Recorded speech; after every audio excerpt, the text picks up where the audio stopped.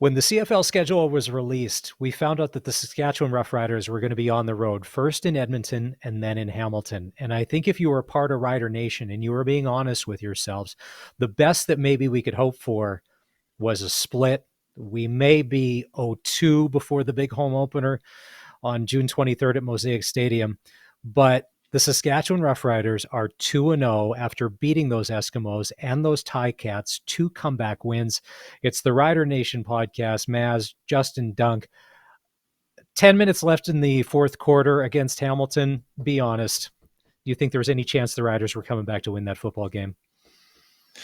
I did honestly think that there was a chance just because of the way Corey Mace was calm, cool, and collected on the sideline, and the fact that there wasn't any panic in that Riders team, especially after that, I guess we'll call it weird situation, which took place. CJ Revis touching the ball without his helmet on.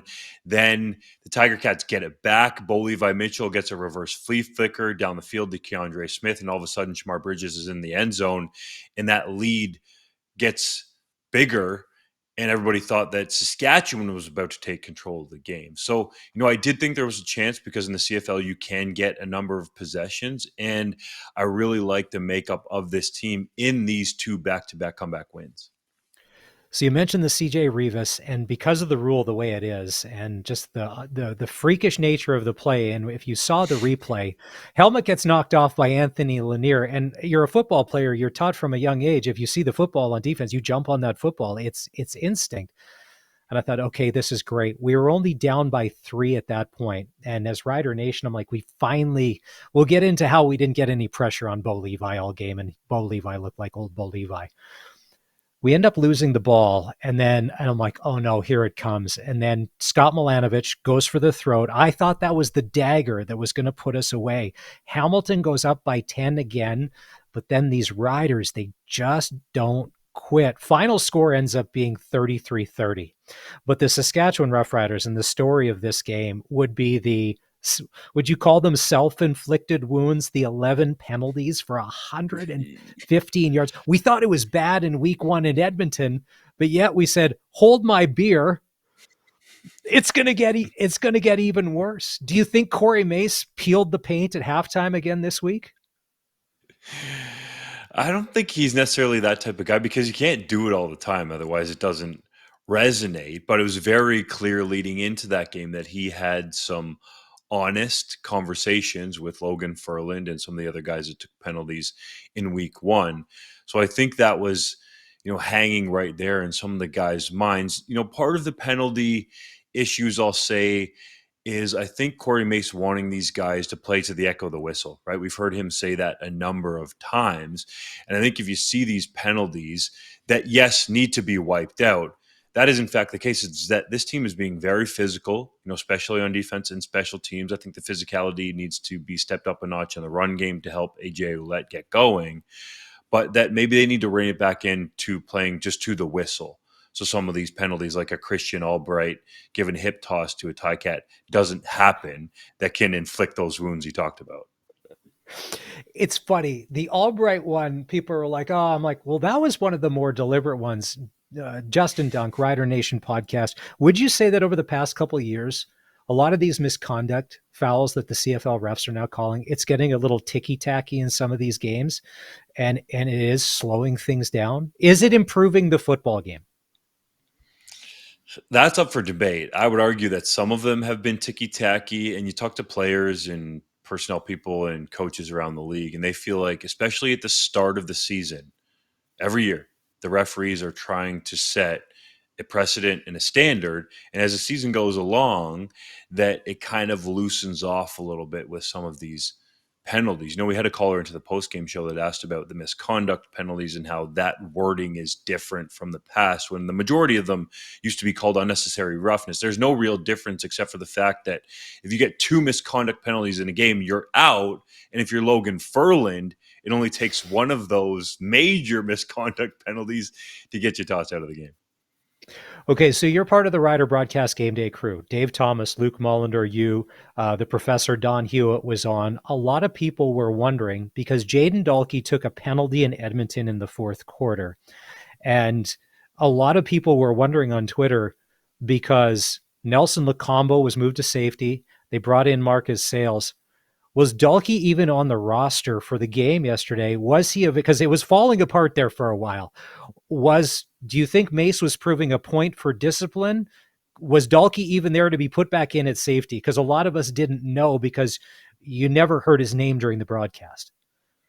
You didn't hear his name, and that's because Nelson Lacombo played the entire game at that spot. But that said, full credit to Dave Thomas for asking Corey Mace if it was indeed disciplinary for the reason that Jaden Dalkey was not starting.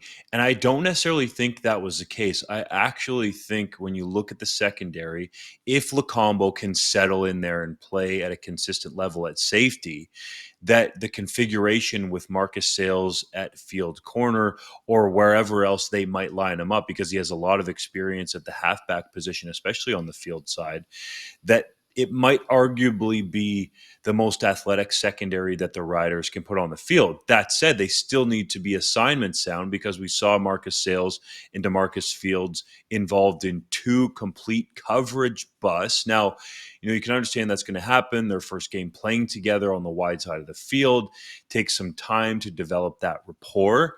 That has to get fixed right away. So I think this more had to do with performance and also getting a look at some of the different variations that this team can play in the secondary. And part of that, Maz, is due to the Canadian depth on this football team, that they can start Canadians in so many different spots and tweak the roster depending on the opponent. Is it safe to say that Marcus Sales didn't have the best debut for Rider Nation that a halfback or a quarterback? There were some times out there, and I'm like, dude, I feel for you, because at times Bo Levi was having a field day in that first half, picking us apart.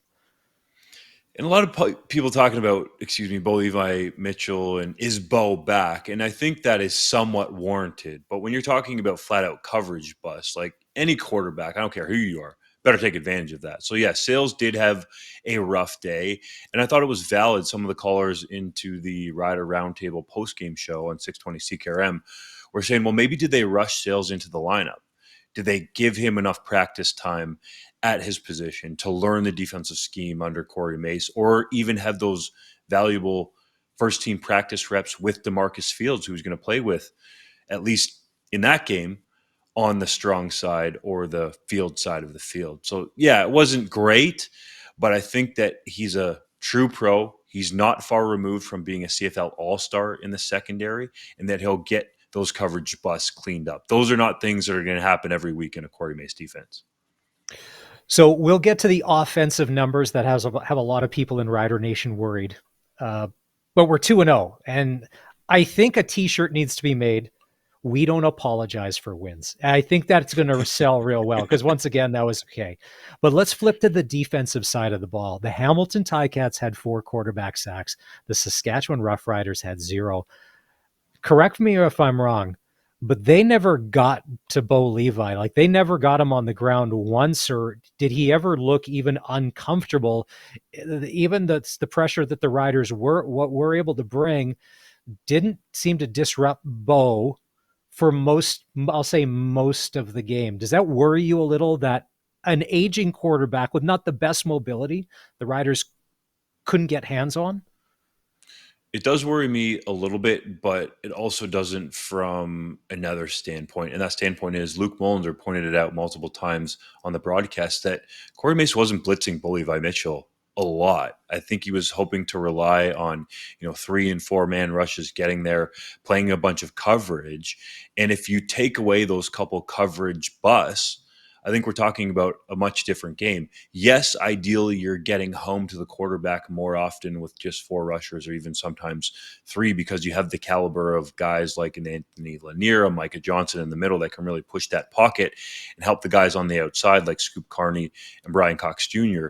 But I don't think I'd be too worried about it at this point, because I think Bo Levi Mitchell is actually moving around very well, better than he has in a number of years, I would Yeah. argue. And the one touchdown pass to Condre Smith, he had to move up and out to the right to get out of the pocket to have a chance to throw that ball down the field. So would you want more quarterback sacks? Yes, but I think part of it was the scheme and the game plan in terms of how Mace was approaching Bo Levi Mitchell. Probably as Rider fans, the only things we've had our be able to hang our hat on the past 2 seasons is we had some gaudy numbers early for quarterback sacks, and so that's why maybe people are like, "Whoa, hey, wait a minute, we'll take the wins as opposed to the sacks." In your opinion, did the Saskatchewan Roughriders adjust in the last 10 minutes of the game to the Hamilton game plan, or did Hamilton try not to lose as opposed to play to win? Ooh, I mean, it's so close, right? Oftentimes, inches decide a game, and inches can decide legacies as well. So I really think that that play at the end of the game, Bo Levi Mitchell throwing it to Tim White, and it pops up for the CJ Avery interception, really shows how volatile these games can be, especially in the CFL. And I like what Luke Molinder says, it's 57 plus 3. So I think it Yeah, was a quality football game, kind of a throwback CFL classic where it's back and forth. Both quarterbacks almost threw for 400 yards in the game and a bunch of lead changes. I don't necessarily think it was, the riders not adjusting or not getting to the quarterback or the Ticats changing and doing what they thought was better, maybe in the second half to get after Trevor Harris more or what have you. I thought this was just overall, for the most part, a well played football game. And that CJ Revis, I guess, oddity aside, the only turnover in the game came with 33 seconds left, right? So I thought it yeah, was a fairly clean football game in terms of not those turnovers happening in the game. The penalties, yeah, there was a bunch of flags, but I think that's part of it being early in the season. I thought overall it was just a very well played, great CFL game that had an exciting finish. probably to the point, and coaches would make this, you can never take any play off. There's only 33 seconds left, and that random everyday play, what are the chances that Tim White ever pops up a ball like that again in any game going forward? Thankfully, he did. Okay, now what everybody wants to talk about, the offense. Not the Trevor Harris throwing for 390 passing yards and efficiency rating of 71%. Everybody can live with that. 33 rushing yards on 12 attempts for a 2.8 yard average. AJ Ouellette is not the high paid machine that we all think he's going to be. Panic button, or are you cool as a cucumber right now? No, I'm okay with where AJ Ouellette is at for a couple of reasons. The first one is that it takes time to mesh with the new offensive line. The only guy on that O line that he had any experience with was Philip Blake. And Blake, looked like he might have suffered a nasty injury. We'll I get the know. update from Corey Mace. Yeah, it would be too bad if he's out, and especially considering his age, being 38 years old. But I'm not worried about AJ Ouellette because I feel like once he gets in a rhythm with the offensive line, and he talked about it leading into that Hamilton game, that he needs to get on the same page in terms of understanding how this offensive line is going to double and chip and get to the next level, how some of these run fits are going to play out in the flow of a football game. And we had a lot of callers calling in, Maz, and sort of stating the same idea that you're throwing out here, is that, how come AJ Ouellette isn't producing, and why doesn't he look the same like he did in Toronto, having 1,000-yard season last year? And I pointed out that AJ Ouellette actually leads the CFL in carries, because there were some people that said that, well, we're not using him enough. He's 29 carries, more than any running back in the CFL. Yes, Toronto won, Ottawa have only played one game, but still, he's got 29 carries. So I like the fact that Mark Mueller has stuck to the run game, and that's actually benefited them in the play action pass game. You don't need to look any further than that play action pass touchdown to Kean Schaefer Baker that put the Riders ahead early in the football game. So I like that Mueller's sticking with it. They're definitely going to continue with that run game with Ouellette. And I expect as we go along here and the Riders show their offensive weaponry through the air, that some of those boxes will become a little bit lighter that Ouellette has to run into, because that's what's really jumped out to me in the first couple of weeks, is a commitment by Edmonton and Hamilton to stop the run, because it's a simple numbers game, right? If you got one more guy in the box to stop the run, you're going to have a free tackler on Ouellette. And that seems to be the case more often than not, at least through the first 2 weeks.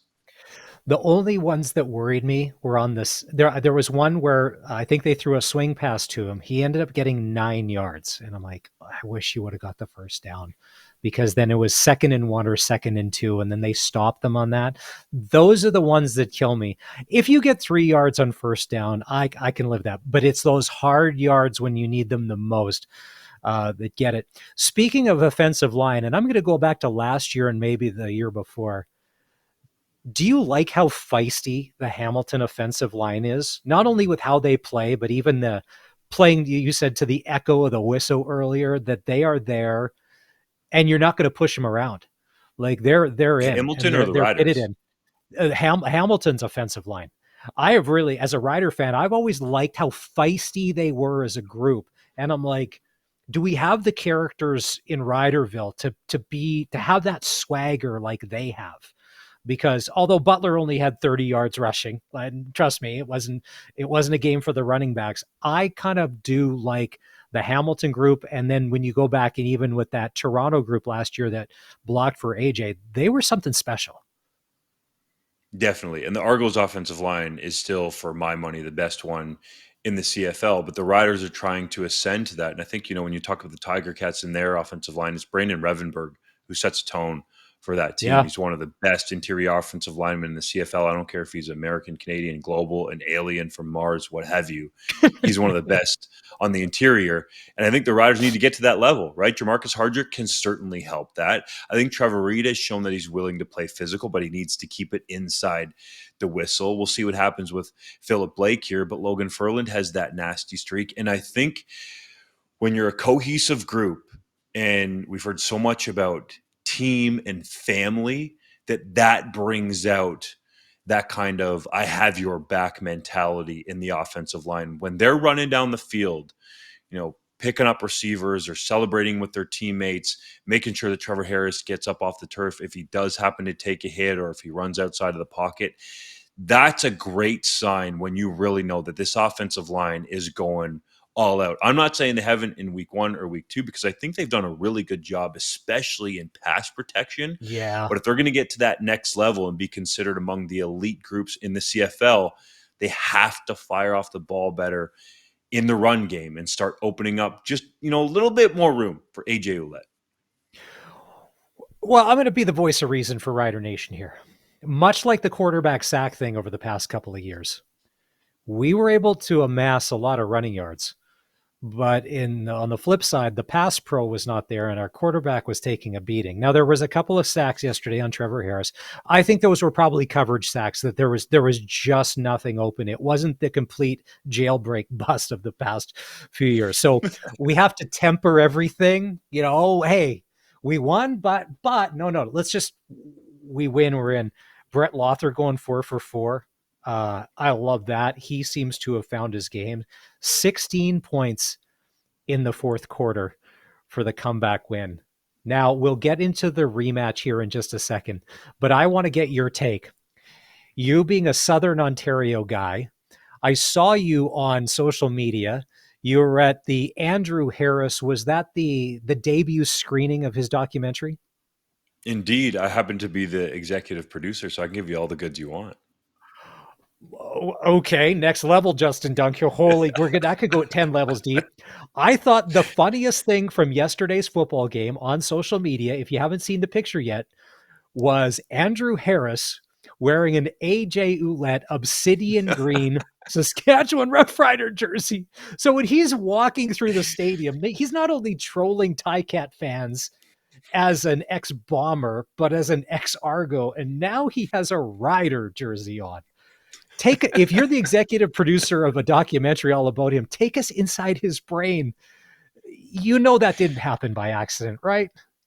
No, I love it from a marketing standpoint. He's endearing himself to Rider Nation, but all joking aside, he has a very strong relationship with AJ Ouellette and feels confident that Ouellette is going to be a great running back in this league for a long time. So Riders fans should love to hear that. And I really like the fact that Andrew Harris, doesn't have reservations about going out there and supporting a former teammate just because he played for the arch rival, in this case, of the Saskatchewan Roughriders. And, he's come in there and I believe at least won one Labor Day Classic as a Bomber at Mosaic Stadium. He's supporting his guys, and that's really all that it was. I'd imagine that AJ Ouellette would do the same thing. I definitely know that Ouellette's going to watch Running Back Relentless, the Andrew Harris documentary that is going to come out on June 20th. You can get it on Apple TV Plus, Google Play, Amazon Prime, all of the major video outlets where you can check it out.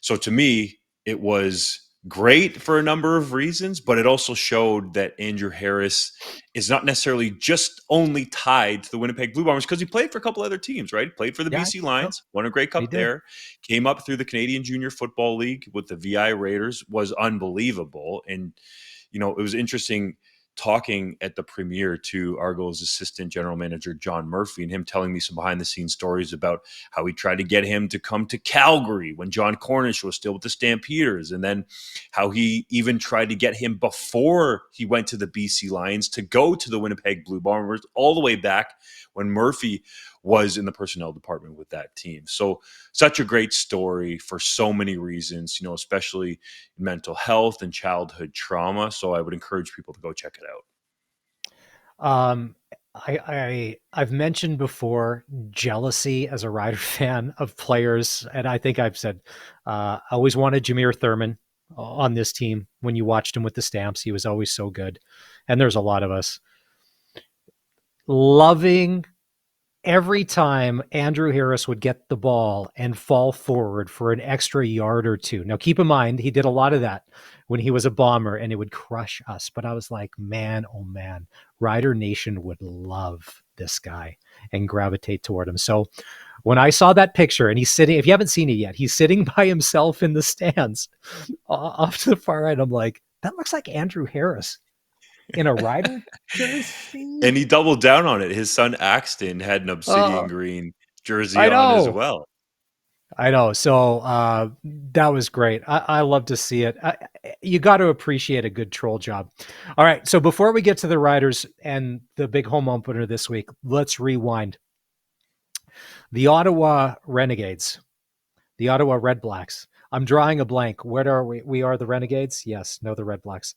They beat the Winnipeg Blue Bombers 23-19 in what was at least an hour weather delay game to start week 2 in Not the quite an hour. CFL. If it would have gone an Not hour, quite it an would have hour. been called, but it was pretty Okay. close. Winnipeg had a chance to tie the game, or at least come back to try and win it at the end. Are we panicking about Winnipeg being 0-2, or they'll right the ship? It's going to happen. There has to be a little bit of concern, at least. I don't want to say panic yet, but when you consider that the Bombers play the BC Lions, who a lot of people are picking to Mhm. get to the Grey Cup. I'm not exactly sure why, because I don't think they're as good as they were last year or far away from where they were 2 years ago with Nathan Rourke. But the Bombers had some big players out of the lineup for that game in Ottawa. Brady Oliveira was not there. Kenny Lawler's on the 6-game injured list with a banged up arm that he suffered in the week 1 loss to Montreal. So yeah, I think definitely got a couple rookie receivers there that seem to have trouble getting lined up, even though there were some big plays made by those guys. That the Bombers got to get it going here, because all of a sudden, quickly, Maz, they're 2 games behind the Riders in the standings already. I did spend a lot of time looking at the standings today as we were prepping for the show. I may have saved that to my photo library on my Apple iPhone. We're up here, they're way down here. If I was a graphic genius, I would have got in and cropped that and even moved them further. I just would have put some space in there and moved them even further down to 0-2. But yeah, it doesn't get it. They could be 0-3 because they're going to take on the Lions. Okay, Montreal goes into Edmonton. I don't think this is a surprise because Montreal is a good football team and they beat the Eskimos 23-20. Um, Are you seeing anything that would show you that the Eskimos are going to have a decent season this year? This is really harsh, but I just get the feeling that Chris Jones just doesn't have it anymore. And if he wasn't there, Yeah. that this term that's been circulating around social media called elksing wouldn't be a thing. And I don't think McLeod Bethel Thompson heard about that term before he signed with this football team, because he still thinks that this team has the ability to be a quote Ferrari. Those are his words, or his word, not mine. I got news for you. If he thinks the Elks are a Ferrari, I got a beat up Honda Civic that's about to go to the scrapyard. I'm going to sell him, okay? Because I see some signs, but I think if even Jarius Jackson was a head coach of this football team, and let's say G. Roy Simon was the general manager, just the energy around there would be entirely different. And there might actually be a chance for some positivity at this point. I don't even want to talk about wins, because I just feel like with the game on the line and Chris Jones on the sideline, it has not worked out well the last 2 seasons, right? Only 8 wins. I can't even count how many losses. I think it's 28. And this season, he's already 0-2. And to me, I believe it is that week 5 bye week looms so much for this team to potentially make a coaching change. Well, if you're Geno Lewis, Curly Gittens Jr., and McLeod Bethel Thompson, keep in mind, if you could get paid that same money anywhere else, you wouldn't be playing for the Edmonton Elk. You just wouldn't. But you have to. Careers are short. You have to take the money. When I see Lewis and Gittens, it's going to be a long season. Hopefully you got a good banker, Like because it's going to be. The Lions beat the Stamps in the 50-cent bowl, in the 50-cent bowl. Pardon me. I don't want to emphasize. It's 50. It's 50, not 50, Maz. You're old. It's 50. You got it. But Fitty, did Fitty looked a little winded? He looked a little out of breath from what we could see there. Good show, but he's a veteran now. Would he get CFL status to be a nationalized American just because of his length in the game? How long he's been in the club? Definitely could be. Yeah. Yeah. You definitely could be, my man. You know what? Full credit to Mar Doman for getting 50 Cent out there and performing, and for the crowd showing up. There was a lot of talk about a chunk of it potentially leaving at halftime. I don't even know how you Who can cares? confirm They that paid stuff, to but get in the exactly. They paid to exactly. get They in the paid to get first in the time. building, and they were at least there to get their eyes on CFL football for even half. So that's a win for Doman. I love what he's done there. It's created so much excitement, and it's created a lot of media coverage too that otherwise wouldn't be the case with the BC Lions. So full credit to him.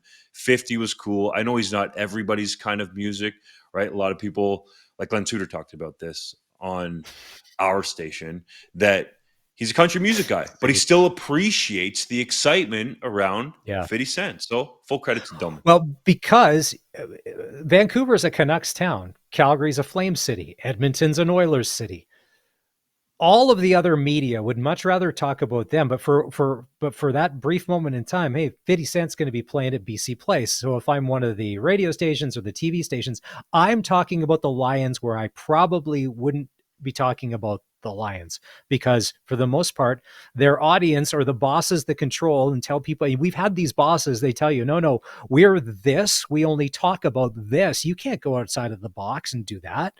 They wouldn't be able to do that. So credit to Doman. And the Grey Cup is in BC. And I've always said, I will always go to any Grey Cup that is indoors. I love football. I just don't want to sit through it in cold weather. So the Jonas Brothers are already locked in for the half. You could be the 4th Jonas brother. I think if we play our cards right, maybe we could get you at media day. You've never heard me sing though, Maz. That's okay. I've heard them sing. I don't. It's okay. Dude. Wrapping up the week, Riders win 33-30. So CFL this week, Ottawa is at Montreal.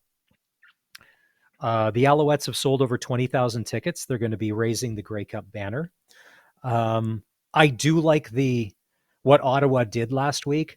I just think Montreal at home and Jason Moss, some home cooking, even Spinorama, Cody Fajardo, they just may be a little too much, don't you think? There's a lot of hype around this team. And usually when I look at the betting lines or who the public is favoring, I want to side with the Sharps, because for the most part, that's where the money ends up flowing in terms of betting. I never want to be PD public or Patty public, let's say, in these terms. So I think that a lot of people are excited about Montreal, rightfully so. The banner's being raised, but the BC Lions I felt like didn't look great at least to start that game with so much pressure because of all the fans in the building. Maybe Vernon Yeah. Adams Jr. gripping the football a little bit too tight, as the cliche goes.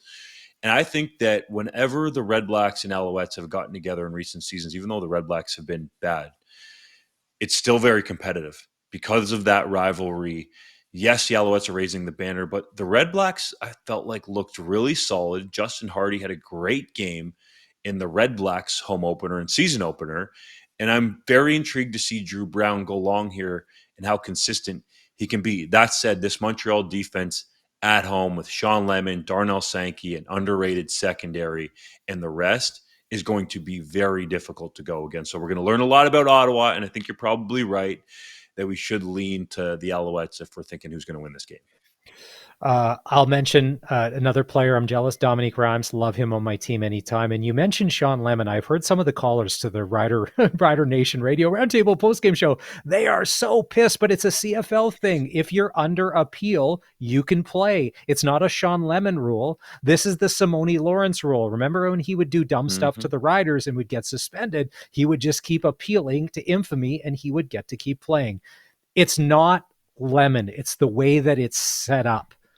He's only doing what is within the rights of the CFLPA. And as frustrated as Randy Ambrosi was when we had him on the Sports Cage a few weeks ago, he's like, that's just kind of how it plays. Elks at Argos on Saturday. Argos, just because. Yeah, I think that's all that needs to be said. Argos Yeah. on a bye week, coming off a win. Cam Dukes looked really sharp, and I don't think Ryan Dinwiddie is being talked about enough as a quarterback whisperer in this league. You look at his resume in the past, and now what he's doing with Dukes is very impressive. Toronto has the best offensive line in the league, arguably, and I still think it's up for debate, the best defensive line in the league. When you talk about Flo Omerlade and Jake Serezna, they're on that unit. And I just think it's a situation that's set up for the Elks to fail. So, yeah, like you said, simple. Argos. The Elks to fail. Ticats at Riders, the home opener at Mosaic Stadium, where attendance over this past few years, and rightfully so, there hasn't been a great product on the field, has dwindled. These 2 road wins have been nice, but I really think if you're going to make believers out of people again, you have to do it at home. You have to become dominant, and it has to start this Sunday if you want people to come back. Am I crazy for thinking that you've got to show the home fans kind of who you are now? Definitely. It's one thing to be on the road, but when you're front and center at that beautiful place in Mosaic Stadium, people are making the trip from, all areas of the province and, even sometimes different provinces to come out there to the home game, that you got to put on a show. Corey Mace Yeah. knows that. And it's great that the team is 2-0 to create a bunch of hype, and the way that they've done it, 2 fourth quarter comebacks has been, almost unbelievable in a way. But you got to get it done at home, especially when there's a bunch of hype, to continue building it and to hopefully get back to the point where that place is packed consistently. You have to steal a page out of what the Bombers have been done the past, pretty much since they opened IG Field.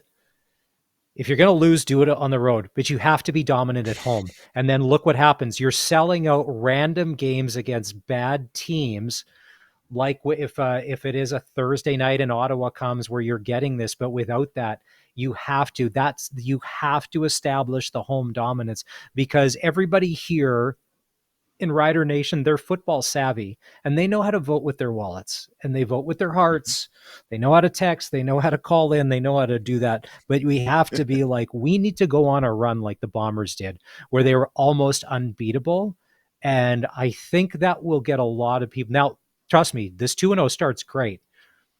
But yeah, do you want to make an 8-hour drive to watch a football team barely show up? And at times last year, it just seems like that was the key. No, the simple answer is no. I'm really looking forward to it.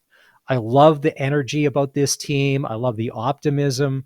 We had Mark Mueller on the coaches show on the Sports Cage on 620 CKRM, and we're like, you're undefeated, man. Like you're walking. Oh, it's like, Cloud. Like this is not natural right now. We'll take it as long as it goes. What are you expecting for your first home Rider game, like legit Rider game? You were there preseason, but like your first Mosaic Stadium experience. Do you have any expectations? Ooh, that's a great question, man. I've been so focused on what we're doing, and people got to tune in to see what's going to happen for that I haven't even really thought about that. But you could tell, Maz, when I was out there on my trip for training camp in the green and white day, that the hype is building. There's Corey Mason billboards, I feel like, on almost every corner or, wherever you kind of look. And Mace Mania is going rampant, and rightfully so. 2-0 in the preseason, which obviously doesn't count in the regular season, but 2-0 to start the regular season. And I think there's going to be a lot of hype around this team. All the Riders fans that I've had a chance to interact with since joining you guys at Harvard Media have been upbeat about this team and very intrigued to see what Corey Mace can do. And a lot of them felt like Corey Mace was the right choice. That to me has shown that the Riders have brought back a lot of the trust from Rider Nation, because I haven't heard too much about, well, they should have hired Scott Milanovic, or they should have hired Buck Pierce, or they should have hired this guy or that guy. It's been so much Corey Mace driven that I think that confidence in the organization to make the correct decision has been proven, at least through 2 games, to be the right one to get Corey Mace in place there. I thought in the Hamilton game, and I was resigned, if we didn't win, and I was sketching out it in my head, I'm glad that we didn't quit. If we didn't win, but we didn't quit. Like we did not quit. If Bo Levi, if Tim White doesn't bobble that ball and we don't intercept it, but we fought back and we got that game close, we didn't quit. That's what we didn't have, and that's what we're missing. That's what we can appreciate in Rider Nation, when you don't give up. Because this whole province has been on, oh, you're going to doubt us? You think we're going to throw in no, we won't. We'll outlast you. And that so far, and the win against Hamilton, that was just the cherry on top. That was the icing on the cake. Yes, well, there'll be a day of reckoning. I got a text from someone else. Yeah, keep in mind, planning the parade in June. Let me know if you need the chairs and the barricades in November. I'll keep my phone handy in case your text comes. I'll be like, hey, you know what? And all I said is we're going to take it and we're going to enjoy it, because look at the Edmonton situation. There is no hope there. Even if they fire Chris Jones, what? Like there's nothing. There's bleak. Look how bad Ottawa or mid Ottawa's been for a long time. So it's kind of nice. It's really nice. We're undefeated. Like, I'm not saying that we rename the podcast. We're only an episode of the Rider Nation to undefeated, the Rider Nation podcast. But no. We don't apologize for winning, Justin Dunk. How do Corey people Mace get has at coined it. you? Yeah. How do we get at you on social media? What's the Instagram handle and Twitter handle? Instagram at jdunk_12, Twitter or X or whatever we're supposed to call it at jdunk12. And man, just trying to keep it rolling with at 620 CKRM, I think it is. And is it at Harvard Media Yeah. Go and at Sports Cage? All the good Yeah, folks it's over there. Honestly, so excited to be joining Rider Nation. And as you said, for the first home game on a game day to be involved. I'm hyped up. I know. Now I've hung out with you a little bit. You live a healthy lifestyle. What if some of the good old guys and gals from Pill Country grab you and they're like, Dunk, you have to shotgun this Pilsner, and be like, I got to start the pregame show to be like, you have to. It's like a rite of passage. You're on your own. I mean, you have to, like, I get it. You may not, like we don't take this lightly. So I'm just saying, watch out. We interviewed Darian Durant, and he's talking about coming back for Labor Day. He said he wants to experience it like a fan. And I'm like, careful what you wish for, because people may take that to the extreme. Like I said, I can only imagine you in Pill Country. You'll need your own security team, because you will be mobbed if he was in there. Wow. That'd be something That'll else, be awesome. man.